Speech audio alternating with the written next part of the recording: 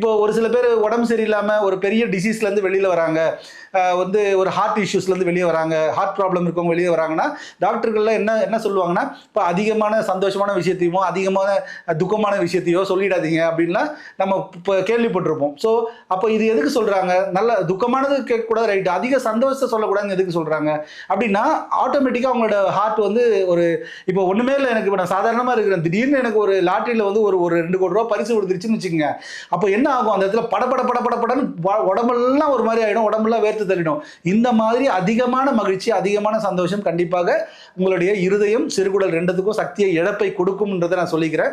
அதனால என்ன ஆகும்னா, எந்த உணர்வா இருந்தாலும் நீங்க சந்தோஷமா வந்தா கூட நீங்க அந்த சந்தோஷத்த ரொம்ப லேசான ஒரு விஷயமா அக்செப்ட் பண்ணிக்கணும்.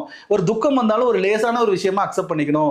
ஒரு பயம் வந்தாலும் ஒரு லேசா, ஒரு பதற்றம் வந்தாலும் ஒரு லேசா, ஏதாவது ஒரு பிரச்சனை வந்தாலும் அத வந்து ஓகே ரைட் பிரச்சனை வந்துருச்சு இத நம்ம சால்வ் பண்ணிக்கலாம். அப்படின்னு உங்க மைண்ட கொஞ்சம் அக்செப்ட் பண்ணிட்டு அத ரிலாக்ஸா வச்சுக்கிட்டீங்கன்னா, அதிக சந்தோஷம், அதிக வந்து நமக்கு வந்து வந்து இருதயத்த பாதிக்கப்பட கூடாம நம்ம வந்து வச்சுக்கலாம், புரொடெக்ட் பண்ணிக்கலாம் அப்படின்றத நான் இந்த இடத்துல தெரிவிச்சுக்கிறேன்.